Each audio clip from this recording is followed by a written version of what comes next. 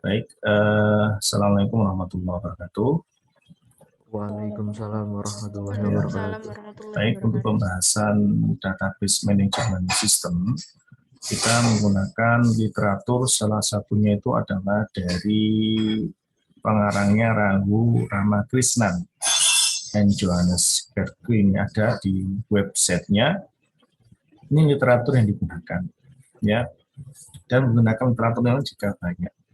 Oke, ini sudah lengkap untuk materialnya, sudah ada semuanya. Ya, harapannya nanti setiap mahasiswa mau mendownloadnya ini ya, bisa ada download, ini open access, ya. Jadi itu enaknya adalah open access. Oke, saya langsung tutup poin aja. Untuk yang chapter pertama, ini adalah terkait dengan introduction to database system, yaitu berkaitan dengan database management system. Oke, ini saya ambilkan dari website tadi ya. Apa sih sebenarnya database? What is a DBMS ya? Database Management System itu apa sih sebenarnya? Perlu kita perhatikan dari penjelasan yang ada ini, dari database itu sendiri itu adalah ukurannya, koleksi datanya kan cukup besar. Ya, cukup besar. Dan setiap periode pasti akan bertambah terus. Itu kalau kita lihat dari database management system. Nah, di dalam enterprise sendiri, kaitannya dengan enterprise, ini sangat erat sekali dengan database atau database management system. Kita buat contoh saja, misalnya kalau di perguruan tinggi itu ada istilahnya siswa, ada perkuliahan, dan juga nanti ada berkaitan dengan beberapa kenyataan nyata di dalam enterprise atau di perguruan tinggi atau yang lainnya. Yaitu diantaranya itu di dalam database itu tidak lepas dengan namanya entitas ya. Entitas ini berhubungan dengan beberapa hal yang terkait dengan database itu sendiri. Sedangkan DBMS atau Database Management System ini merupakan suatu paket perangkat lunak yang dirancang untuk menyimpan dan memanage dari suatu database. Jadi tujuannya seperti itu. Makanya tadi di awal sudah kami sampaikan di grup WA, setiap mahasiswa wajib untuk instalasi di laptopnya masing-masing. Yaitu saat ini kita menggunakan database-nya pakai MySQL. Ya, pakai MySQL. Jadi tool-nya silakan. Mau pakai SQL juga boleh, mau form MySQL juga boleh, mau yang lain juga boleh. Nah, jadi nanti untuk bisa menggunakan S sampai P ya, SAM itu, pokoknya kita menggunakan MySQL. Oke, ini yang terkait dengan DBMS. Dan capaian pembelajaran hari ini, yaitu capaian pembelajaran hari ini, nanti saya sampaikan ya, saya tuliskan juga di Siakat dan nanti Anda bisa membacanya, yaitu setiap mahasiswa itu mampu untuk memahami dan juga mengimplementasikan dari database sistem itu sendiri di dalam software yang sudah diinstalasi. Ya itu. Jadi mampu paham yang disebut dengan database itu apa. Kemudian implementasinya untuk di dunia nyata itu bagaimana dan sebagainya. Itu capaian pembelajaran untuk hari ini. Jadi ingat ya, Anda harus mampu paham, memahami kira-kira apa sih database itu sendiri, apa sih basis data itu sendiri, dan apa sih DBMS, harus paham tentunya. Baik, ya ini kita lanjut lagi ke pembahasan ini ya. Ya terkait dengan why use a DBMS. Nah, mengapa kita menggunakan suatu DBMS, Database Management System? Ini ada beberapa hal. Ada beberapa hal yang perlu kita perhatikan. Ya, di bukunya Ramakrishnan ini, disebutkan, bukunya Database Management System, ini silahkan Anda bisa mendownloadnya, banyak sekali filenya, dan free, gratis. Yang pertama itu adalah data independent and efficient access. Maksudnya apa di sini? Di dalam dependensi data ini merupakan hal terpenting di dalam suatu enterprise. dalam suatu perusahaan atau dalam suatu institusi, dan bagaimana akses itu lebih efisien, tepat guna. Nah, ini kenapa kita harus menggunakan database management system. Data independen ini adalah data yang maksudnya di sini itu skalanya cukup besar. Ya, skalanya cukup besar. Maka diperlukan adanya DBMS. Oke, ini untuk alasan kenapa kita menggunakan DBMS. Kemudian itu yang kedua itu terkaitan dengan aplikasi ya. Pada saat kita mengembangkan suatu aplikasi ya, reduce application development time. Ini kalau kita lihat ya, kita mengembangkan suatu software atau aplikasi dalam kurun waktu tertentu ya. Yang jelas, aplikasi ini adalah jendela untuk menjembatani antara pengguna dengan database. Ya, dengan pengguna dengan database. Nah, kemudian kalau pengguna langsung akses database, user atau pengguna sistem langsung masuk database, kalau semua orang bisa mengakses, maka bisa kacau datanya. Maka untuk mengurangi itu, diperlukanlah suatu aplikasi yang mampu untuk bisa meredus itu semua. Jadi, jembatannya dengan aplikasi, dengan software. Nah, software ini banyak sekali. Bisa basis desktop, bisa basis web, dan pengembangannya juga secara berkala. Nah, ini terkait dengan DBMS, Database Management System. Kemudian, alasan yang lainnya itu yang tidak kalah pentingnya itu adalah data integrity and security. Integritas data dan keamanan data. Ya, integritas data dan keamanan data. Maksudnya apa di sini? Di dalam integritas data dan keamanan ini adalah satu kesatuan yang cukup kompleks. Mungkin kita pernah melihat ya, di dalam dunia internet sering terjadi kebobolan data. Mungkin kita melihat beberapa waktu yang lalu lagi ramai di medsos, ini data instansi ini dibobol, kemudian dijual dan sebagainya. Kenapa bisa seperti itu? Yang pertama yang jelas itu adalah masalah security dan juga terkait dengan integritas. Data yang tersimpan itu valid. Misalnya kita ambil contoh, kita sebagai warga negara Indonesia memiliki KTP, kartu tanda penduduk, di situ ada NIK, ya, nomor induk kependudukan ya. Nah, itu kalau kita lihat, satu warga kan hanya memiliki NIK, dan tidak mungkin memiliki NIK ganda. Kemudian NIK ini juga sama, berhubungan dengan beberapa hal. Misalnya untuk kita buka rekening di bank, maka ketika data dimasukkan, maka otomatis keluar datanya berdasarkan data di Dispenduk Capil misalkan. Ketika mengakses BPJS, ternyata data kita sama dan atau mungkin berbeda dan sebagainya. Ini juga terkait dengan integritas data, integrity data. Ini juga sangat penting sekali. Ya. Kemudian di dalam hal yang lain pula yang tidak kalah pentingnya adalah terkait dengan administration data. Ya, kita bisa melihat secara umum ya, secara umum, memang di dalam database ini pengembangannya cukup kompleks dan sangat banyak sekali implementasinya. Ya, apalagi di sekeliling kita tidak lepas dengan namanya data itu sendiri. Nah, yang ada sekarang ini memang apa ya? Kalau kita lihat secara umum ya, di dalam pengembangan aplikasi atau yang lainnya, di dalam administrasi data itu tidak kalah penting dengan yang namanya data integritas, security, dan juga administrasi data. Dan kenapa administrasi ini sangat penting? Karena di dalam administrasi data ini harusnya seragam atau uniform. Maksudnya apa di sini?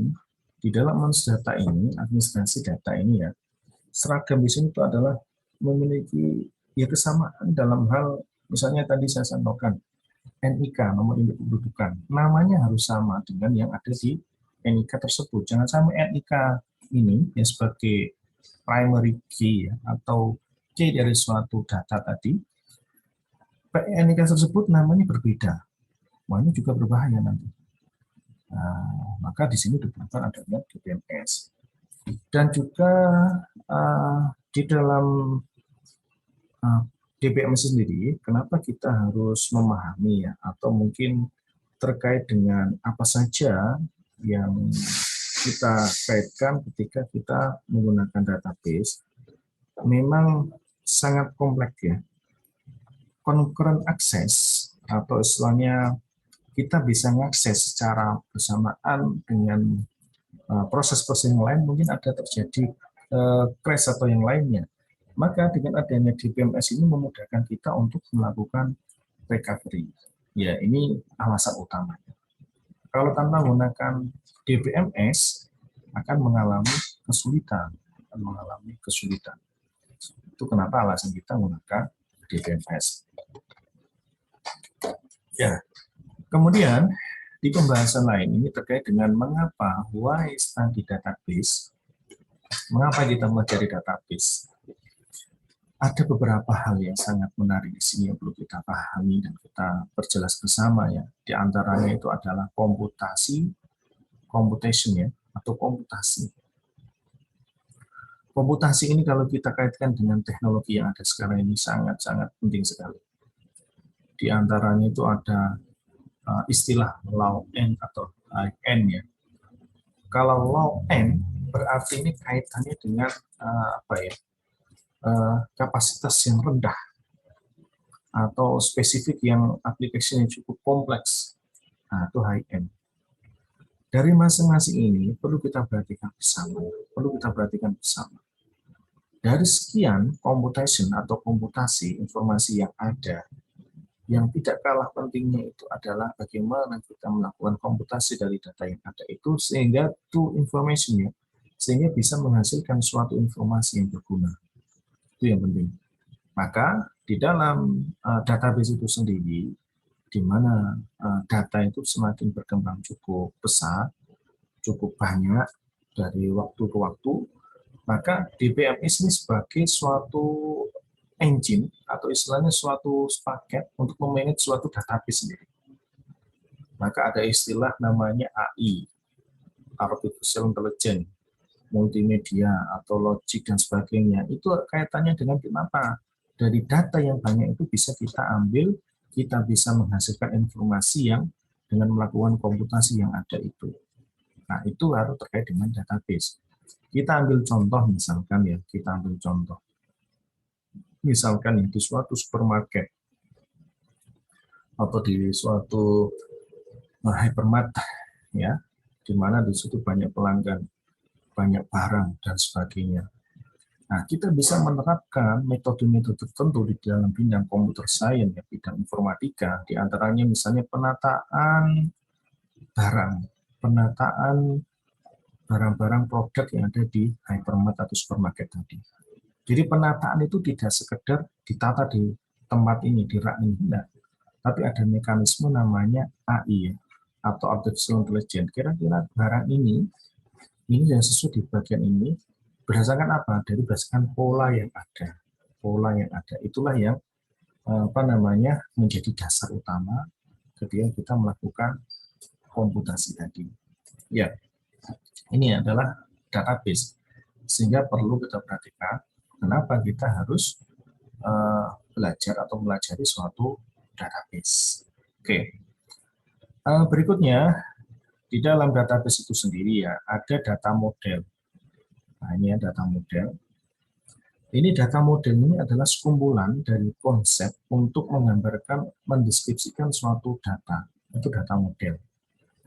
Sedangkan skema itu adalah menggambarkan antara kumpulan data, bagaimana data itu bisa kita modelkan dari skema yang ada tadi.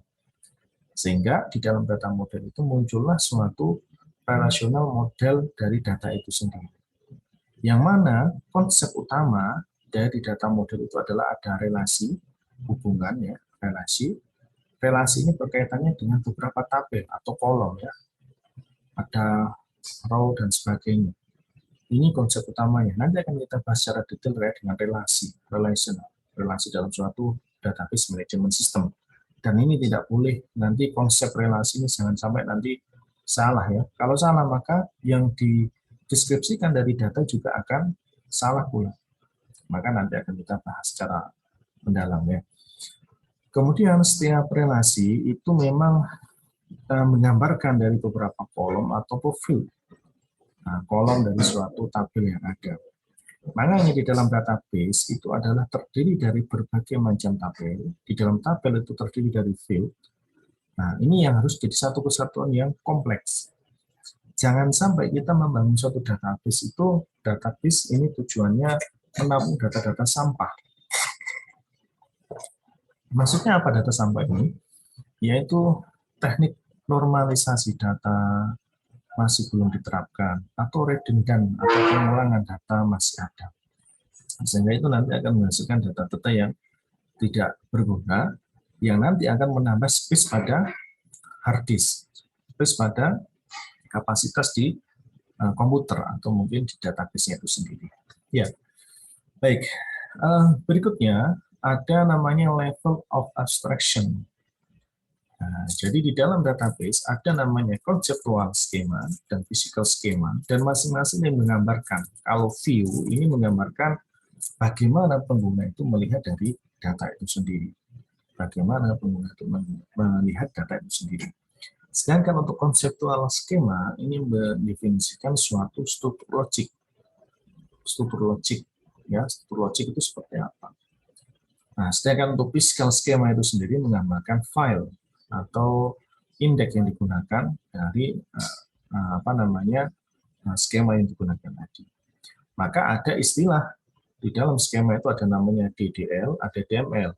DDL itu Data Definition Language, sedangkan untuk modifikasi query menggunakan DML, Data Manipulation Language. Ini yang digunakan di dalam konsep pengembangan atau kita mengimplementasikan suatu database. Ya, sehingga konseptual skema, physical schema, dan view itu memang satu hal yang terkait di dalam pengembangan suatu database. Contoh di sini ya, ada contoh. Nah, ini yang bagus yang bisa kita perhatikan bersama. Contoh dari misalnya database di universitas. Nah, ini kita bisa melihat yang digambarkan di dalam bukunya Ramakrishnan ini. Ada, kalau kita lihat ya, contoh database universitas. Konseptual skemanya itu misalnya kalau kita lihat ada student ya. Student ini mahasiswa misalnya. Di mana di situ memiliki atribut atau field SID, name, login, age, IPK dan sebagainya. Nah, itu adalah yang melekat pada suatu entitas, ya. Ada entitas, ada field atau atribut, ya. Kemudian ada juga contoh lain, misalnya kayak mata kuliah, misalnya. Kita bisa melihat yang melekat di mata kuliah itu apa saja. Misalnya ada kode mata kuliah, nama mata kuliah, SKS. Nah, kenapa kok bisa kita menentukan? Kita atribut mata kuliah, misalnya kita tentukan ada entitas mata kuliah atau tabel mata kuliah, kok di situ melekat kode mata kuliah, nama itu dan SKS, kok bukan yang lainnya? Maka di sini diperlukan adanya suatu perancangan atau analisis di dalam conceptual skema dari database itu sendiri. Kemudian untuk physical schema ini berhubungan dengan hubungan antara penyimpanan dan juga indexing ketika suatu data itu bisa kita definisikan. Sehingga nanti view dari data itu atau external schema ini berhubungan dengan view, nanti bisa menampilkan dari kumpulan entitas atau tabel tadi yang sudah kita hubungkan, nanti akan menghasilkan suatu view. View di sini kaitannya dengan apa saja yang diperlukan ketika kita membangun atau kita menghasilkan informasi yang diperlukan. Ini contoh saja ya, database di suatu universitas di perguruan tinggi. Dan banyak sekali contoh-contoh yang lain ya, sebenarnya di dalam implementasi suatu database itu sendiri. Kemudian ada data independen. Data independen ini kaitannya dengan aplikasi ya, secara logik dan fisikal. Nah, cara logik ini bagaimana data itu bisa terstruktur dan bisa tersimpan, ya, data independen ya. Dan di mana di dalam logical data independent ini adalah berkaitan dengan protection atau proteksi dari pengubahan cara logikal dari suatu data. Itu logic. Kalau physical datanya bagaimana di dalam pengubahan itu terkait dengan struktur dari suatu database itu terlindungi ya, atau proteksi. Jadi logic ini misalnya ada penyelewengan apa itu data tidak bisa. Nah, makanya nanti kita harus merancang database itu sedemikian rupa. Jangan sampai nanti kita merancang data, misalnya kita ambil saja di KRS misalnya, atau di SIAGAT, simulasi akademik. Maka orang yang mengquery yang menilai itu nggak bagus, nggak sesuai nanti. Nah, harus memenuhi prosedur. Maka di situ ada konsep relasi, ada independensi data dan sebagainya. Itu yang perlu Anda perhatikan ketika kita membangun suatu rancangan dari DBMS itu sendiri. Ya, jadi seperti itu. Kemudian hal yang tidak kalah pentingnya ini ya, ada pembahasan di bukunya Rahmat Lisnan ini, yaitu konferensi control ya. Ya, konferensi control. Ini misalnya kita bisa mengeksekusi atau di dalam DBMS ya, kita bisa melihat ya terkait dengan concurrent itu sendiri seperti apa. Ya. Concurrent ini memang kalau kita kaitkan konkurensi ya, ini memang sangat kompleks sekali kalau kita mengeksekusi suatu program ya, di mana di dalam DBMS Database Management System ini memang relatif ketika diakses secara berulang itu juga menggunakan user atau pengguna di dalam mengaksesnya. Dan di sini dibahas secara menyeluruh, termasuk di dalam transaksinya, bagaimana mengeksekusinya, bagaimana untuk schedulingnya dan sebagainya, itu ada semuanya.